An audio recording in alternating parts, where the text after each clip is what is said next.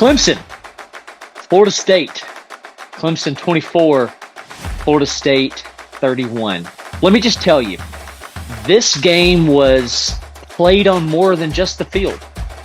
This was a game against two different operations. One operation stuck in its ways, refuses to adapt, doesn't want to hit the transfer portal, wants to stick to purely recruiting high school and bringing players in that way. And then you have Florida State, just the opposite of Dabo, who's like, listen, we'll get them however. We'll hit the transfer portal. We'll do it that way. We'll add that way. We'll build our team that way. And we'll show you that it don't matter. That it don't matter. Florida State was the better team. I'm really not sure how this ended up only being a 7-point game come Saturday, 31-24 in the Seminoles' favor. Because again, this game was played on more than just the field. It was played in its team meetings. It was played in its operations. It was played in Dabo's head at night. Refusing to build his team through the transfer portal. Letting them go, right? I mean, he doesn't have much choice there. But refusing to add into his team through the transfer portal.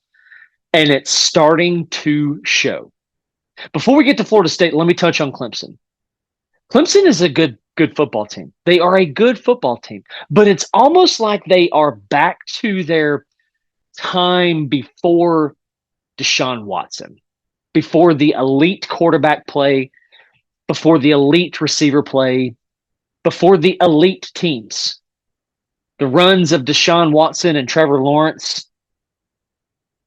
We're not in that anymore. This is not the same Clemson.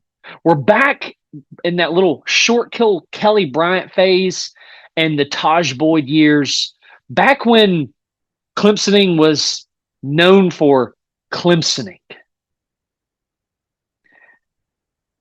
What is Dabo going to do? What is it going to take for Dabo Swinney to adjust his operation, the way he runs his football program? What's it going to take for him to change his mindset, to change his approach? I appreciate that. I appreciate a lot about Dabo. He's so cheesy. It's like it's annoying as all get out, but you got to respect it. I mean, he's doing it his own way, and for a time, in a different world, it worked, right? You know, he recruited and has recruited, continued to recruit at a really high level, but we're in a different time now. We're in the time of NIL, and we're in the time of the transfer portal. Now, I do think that the NCAA has got to get some kind of grip and hold and set boundaries and borders on the transfer portal. But we're not in that world yet. It is what it is. And Clemson is who they are, right? And I think they're paying a price for it. I told you going into the offseason or during the offseason, I think Clemson's going to be legit. They're going to be a force to be reckoned with. And it all came down to with the hiring of their offensive coordinator in Riley. I mean, he's supposed a mastermind. He led TCU, big part of leading TCU to a national championship last year. You take him off that squad, and I don't know that they accomplished the same thing. I really don't. I really, really don't. And you added him to Clemson, who's recruited really well. But something's still missing. So now it begs the question, can Dabo Swinney win without an elite quarterback? Can Dabo Swinney win without elite receiver play? He's got really good defense still, despite the loss of Venables, right? Still really good defense. And that's the defense is large in part what kept Clemson in the game. But when you look at the offensive side of things, I think they're improved from a year ago, but the only way to go from a year ago was up. They were atrocious. And Cade Klubnik is Klubnik, however you say his name. Let's just call him Cade for the sake of conversation. Cade is a good quarterback. But he's not quite living up to that, that 5-star expectation, which again goes to show you just never know until they take the field. I still think he's a really good quarterback. I still think he's the guy. Is it play calling or is it lack of elite talent around him? I'm going to go with lack of elite talent around him. Now, what you have to do is you have to look at Clemson through the contrasting lens of Florida State, who said, you know what? We got a baller in Jordan Travis. We got a dude in Jordan Travis. And we got a really good backfill due to the transfer portal in Benson, who came from Oregon. Dude is a baller, right?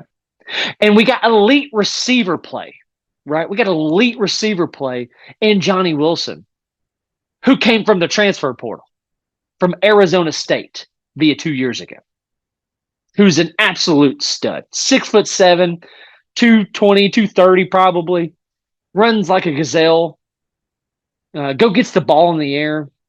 He's a dude. He's a dude. And then you add Keon Coleman, who is the dude, right? Who is that dude. He has taken Florida State to another level. But he's come via transfer portal. And then you add Jaheim Bell via transfer portal.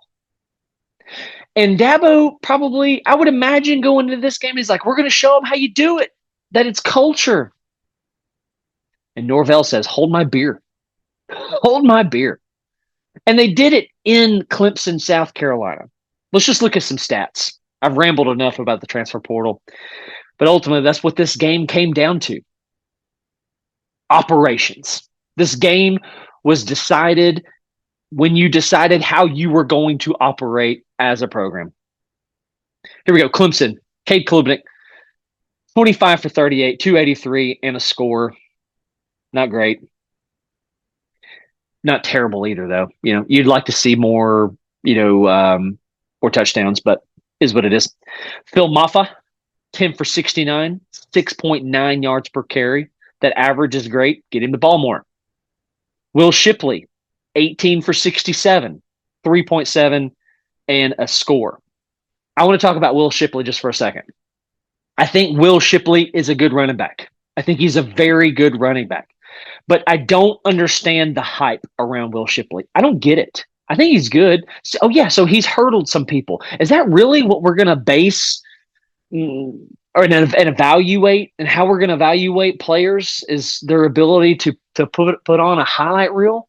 I mean, he's consistent. He's going to get what he's going to get, and he has the ability to break the long one. But I don't classify him as elite. He is not in that ETN conversation. I mean, he's not there. He's good. He's serviceable. He's solid. You know what you're going to get. I would take him. I mean, the Tennessee running back room is loaded. So I'm fine with passing on him. But if we were in a different circumstance, I'd be like, heck yeah, give me Will Shipley, man. Nonetheless, here's where I think you start to see the difference for Clemson altogether. I could name you these Clemson receivers, and for the most part, you're just not going to know who they are. And when we're talking about Clemson years ago, I said T. Higgins, you knew. Amari Rogers, you knew, right? Tyler Brown, 5 for 84. Pretty dang good, okay? Jake Brenningstool, who's a Tennessee guy, by the way. Hey, we missed out on him. 3 for 47. Troy Stellato, pretty sure that's a white dude. Double check. Yep, that's a white dude. Will Shipley, 4 for 38. Oh, Stiletto, 4 for 41. Phil Maffa, 3 for 32. Bo Collins, who I think is one of your better receivers, 4 for 29. The deal is, and Mike actually pointed this out to me, Cade does this thing in like the easy situations, the easy completions. He doesn't make it. But then he'll turn around and he'll do this really difficult, make this really difficult throw. And you're like, who are you, Cade Klubnik? Who are you? I just think he needs to be more consistent. But let's flip over to the other side. Florida State, 21 for 37 for Jordan Travis, 289, 2 scores. Trey Benson, 7 for 25. That one astounds me. Consider this. Florida, if you would have told me that Florida State is only going to rush for 22 yards, you're only going to net 22 yards rushing, I'd say, well, that's a Clemson win. Clemson win. But it wasn't. It wasn't. Because Johnny Wilson had 5 for 94. And Keon Coleman had 5 for 86 and found the end zone twice. Trey Benson had 3 catches, 50 yards. Jaheim Bell, I would have liked to have seen a little bit more out of him because, he's an absolute dude. 3 for 26. Listen, This game came down to operations and how it was going. When these coaches how they decided they were going to win, how they going to attack the 23 season. That's when this game was decided, and you saw it, on the field. Florida State defense, I'm pretty sure, had a fumble, scoop, and score. I would like to confirm that before I. Yep. Fumble, scoop, and score. Who was that? Why can't I not find that? This is so unprofessional of me, not being able to find that in this moment. Uh, Kalen DeLoach. There you go. That's who it was. Pretty sure he was the one who got the sack and scooped it up and found the end zone. That was a big difference maker right there. So here I am talking about the offensive transfer portal, and it came down to a defensive touchdown. How funny and unprofessional of me. The line was Florida State -2 going in. Obviously, Florida State covered. The over-under was 55.5. If you don't have Florida State in your Final Four, in your college football playoff, I want to know what you're thinking at this point. I want to know your perception of Florida State.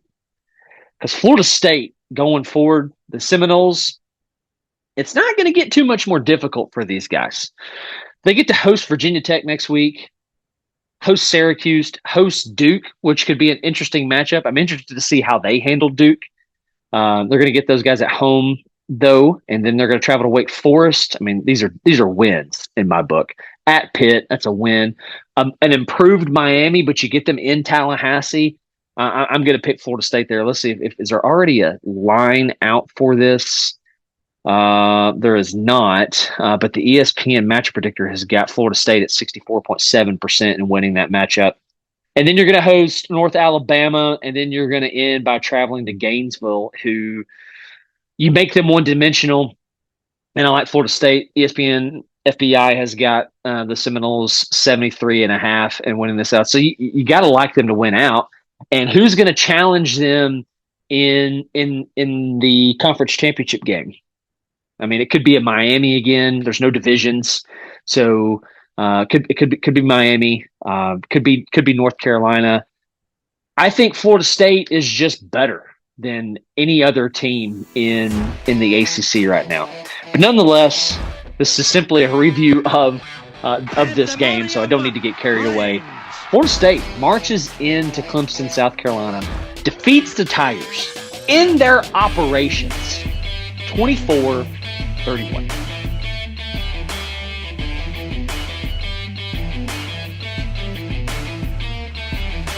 Pandemonium reigns.